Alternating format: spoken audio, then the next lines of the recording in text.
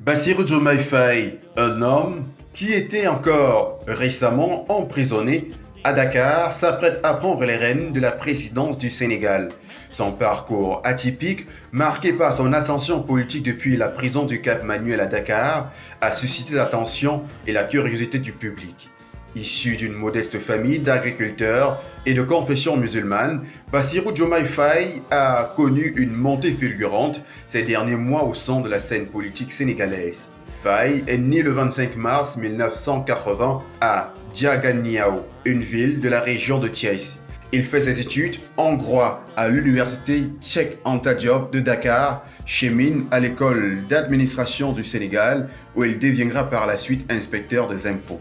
Après avoir suivi des études à l'école normale de l'administration, Faye y rencontre l'homme dont le destin ne tardera pas à les croiser, Ousmane Sonko, qui à cette époque est déjà une figure de l'opposition sénégalaise. Ils vont cheminer ensemble et partageront les mêmes idéologies jusqu'à ce qu'il leur vienne l'idée de la création du PASTEF, Patriote africain du Sénégal pour le travail, l'éthique et la fraternité. Cependant, jusqu'à récemment, l'homme du 24 mars 2024 était relativement inconnu du grand public, en dehors du parti, même s'il n'occupait pas de moindres postes et surtout stratégiques, notamment comme secrétaire général et coordinateur des cadres du parti. Son parcours politique a pris une tournure inattendue en 2023 lorsque Faye a été arrêté et incarcéré pour des motifs controversés. Il était donc inculpé par le juge d'instruction Mamadou Seck pour outrage à magistrat, diffamation et acte de nature à compromettre la paix publique parce qu'il avait critiqué la justice lors de l'annonce de verdict d'Ousmane Sonko dans le procès qui l'opposait à Mame Mbaye Niang, l'ex-ministre du Tourisme de Macky Sall, ce qui indéniablement a fait de son leader un outsider dans la course électorale. Il se retrouve dans la même prison avec son mentor Sonko. Cette incarcération a suscité l'indignation de nombreux partisans et sympathisants du PASTEF et de la classe politique qui ont soutenu sa cause et ont fait sa campagne pour sa libération. Adoubé par son mentor, ne pouvant plus faire partie de la compétition, Faye monte dans les grands et anime les cœurs des militants qui ne jurent plus que par son nom. Une devise est très vite devenue populaire sur toute l'étendue du territoire sénégalais. Sonko c'est Diomaye, Diomaye c'est Sonko. Les partisans du PASTEF et de la coalition Diomaye président voient en Sonko un leader victime de l'oppression politique de Macky Sall, ce qui renforce la popularité de son parti et galvanise ses partisans en la faveur de son ancien lieutenant. À 10 jours du scrutin, Bassirou Diomaye Faye est libéré de prison sous une clameur chaleureuse du peuple. Bassirou porte encore plus beau car son destin l'attend. À 44 ans, il va bénéficier de la machine électorale de la principale force de l'opposition, l'ex-PASTEF. L'inspecteur des impôts et domaines, qu'il était, barbe bien taillée, allure frêle, a reçu le plébiscite des électeurs. Sa victoire est reconnue par plusieurs candidats, dont son principal adversaire, Amadou Ba. Pour la première fois de l'histoire, il est le premier chef d'État sénégalais polygame de 2 épouses. Il ne reste plus que le travail, joindre la parole à l'acte.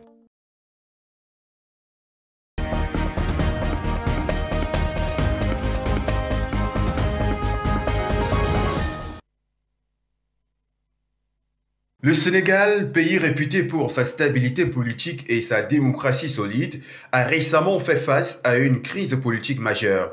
Les tentatives du président Macky Sall de retarder les élections et de maintenir le pouvoir ont suscité des inquiétudes quant à l'avenir de la démocratie sénégalaise. Depuis son accession à l'indépendance en 1960, ce pays aujourd'hui peuplé d'un peu plus de 18 millions d'habitants n'a jamais connu de coup d'État. Même si de Senghor à Diouf en passant par Wade et Macky Sall, le landerneau politique n'a toujours pas été un long fleuve tranquille, parfois axé par des contestations lors des élections confondues. Au vu de nombreuses adversités politiques constituant clairement une entrave à la démocratie, les Sénégalais ont prouvé leur maîtrise et leur résilience en participant massivement à l'élection du 24 mars 2024, portant au pouvoir Bassirou Diomaye Faye, fidèle compagnon d'Ousmane Sonko, désormais ex-leader de l'opposition. Cette décision électorale a été saluée au-delà des frontières de la Teranga par des analystes politiques et leaders d'opinion comme une véritable leçon de démocratie dans la sous-région ouest-africaine et elle a permis d'éviter un coup d'État et de réaffirmer la volonté du peuple sénégalais de persévérer ou de préserver sa souveraineté. La sous-région ouest africaine, depuis le lendemain des années d'indépendance, a été témoin de nombreux épisodes de mauvaise gouvernance et d'interventionnisme étranger dans les affaires politiques du pays. Dans certains cas, cela a conduit à des révolutions populaires et à des coups d'État, amenant les militaires au pouvoir, notamment au Burkina Faso, au Mali et au Niger, puisque ce sont des cas les plus récents. La démocratie fragile de la région a souvent été mise à rude épreuve par des dirigeants qui cherchent à se maintenir au pouvoir au détriment du bien-être de leur peuple. Fort de ce triste épisode, que l'ex-parti au pouvoir voulait servir au peuple, certains citoyens du monde ont appelé à l'intervention de l'armée pour mettre de l'ordre en prenant le pouvoir au Sénégal. Sauf que celle-ci, étant la grande muette, a brillé par le silence et l'observation méticuleuse dans l'espoir d'un bon dénouement. Au début de l'année 2024, le président sortant sénégalais Macky Sall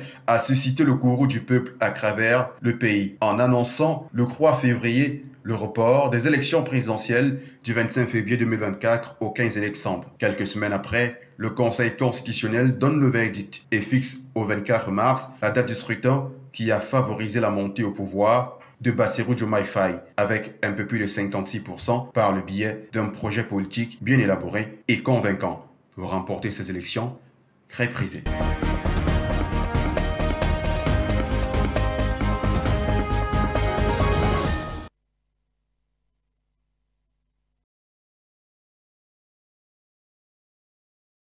Le Tchad envisage renforcer sa sécurité intérieure.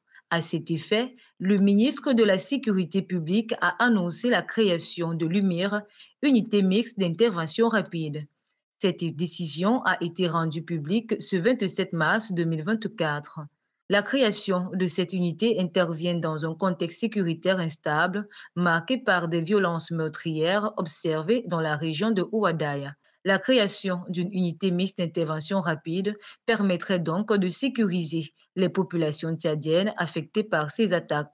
En rappel, le Tchad a tout récemment été le théâtre d'une vaste opération de sauvetage dirigée par le ministre de la Sécurité publique, le général Mahamat Charfadine. L'objectif de cette opération était de mettre un terme aux activités d'un réseau de bandits armés qui semait la terreur dans la province du Logone occidental, orchestrant régulièrement des enlèvements contre rançon. Grâce à la stratégie mise en place par les forces de sécurité tchadiennes, une bande composée de 18 rebelles avait alors été mise aux arrêts. Cette arrestation était donc le symbole d'une victoire majeure dans la lutte contre le crime organisé dans le pays et mettant ici en évidence l'engagement sans faille des autorités tchadiennes à assurer la sécurité de ses citoyens. Plus que jamais, le gouvernement tchadien reste déterminé à éradiquer complètement ces activités criminelles, cause du mal-être du pays, de son instabilité intérieure et de toute la région.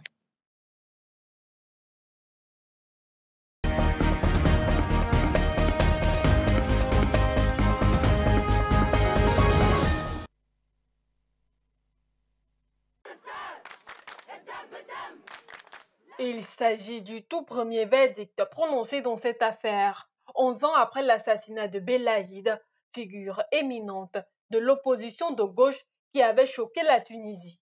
Au total, 23 personnes avaient été inculpées pour l'assassinat dans sa voiture et devant son domicile le 6 février 2013 de cet avocat de 48 ans, critique virulent du parti islamo-conservateur Ennahda, à l'époque au pouvoir en Tunisie. Après 15 heures de délibération, la 5e chambre criminelle spécialisée dans les affaires terroristes, près le tribunal de première instance de Tunis, a condamné à mort 4 accusés et 2 autres à la prison à perpétuité. D'autres inculpés ont été condamnés à des peines allant de 2 à 120 ans d'emprisonnement, tandis que 5 personnes ont été acquittées dans cette affaire. Ces peines ont été annoncées lors d'un bref point de presse par Hamen Chtiba, premier adjoint du procureur de la République près du pôle judiciaire antiterroriste. Chokri Belaïd était un ancien criminel général du Parti des Patriotes démocrates unifiés allié au Front populaire qui réunit plusieurs formations de gauche. Il avait été abattu par balle le 6 février 2013 devant son domicile. Ce meurtre avait été revendiqué depuis par l'organisation Daesh. Mais les autorités tunisiennes avaient annoncé en février 2014 la mort de Kamel Gadi, considéré comme le principal auteur de l'assassinat de Belaïd pendant une opération antiterroriste. Notons que Belaïd et Mohamed Brahmi, un autre martyr tunisien assassiné en juillet 2013, s'opposaient à la politique d'Ennahda, mouvement qui a dominé le Parlement et le gouvernement durant 10 ans après la révolution tunisienne en 2011, jusqu'à un coup de force de l'actuel président Kais Saied le 25 juillet 2021, par lequel il s'est octroyé les pleins pouvoirs. Ces deux assassinats avaient choqué la Tunisie et constitué un tournant pour ce pays, berceau de printemps arabe, alors en pleine transition démocratique, en provoquant une profonde crise politique qui a conduit à la dissolution du gouvernement de Hamadi Djebali à l'époque.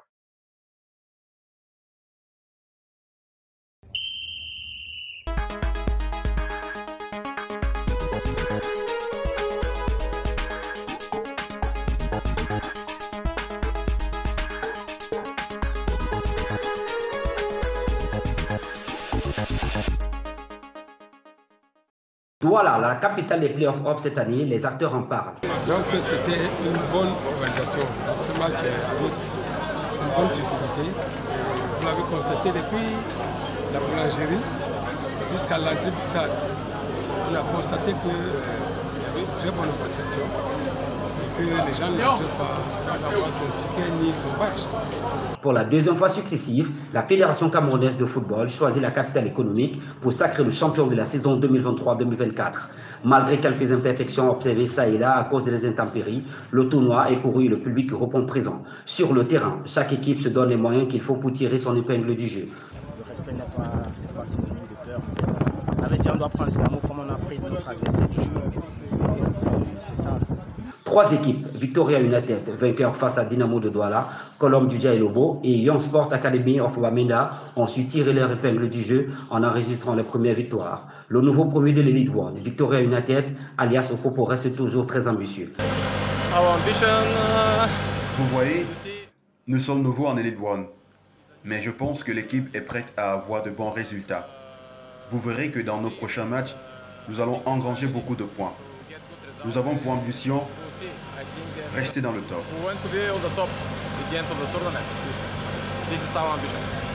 La formation du Sud-Ouest reste donc focalisée sur ce qui l'anime depuis le début de la saison régulière, être championne et représenter le Cameroun en Ligue des champions de la CAF la saison prochaine.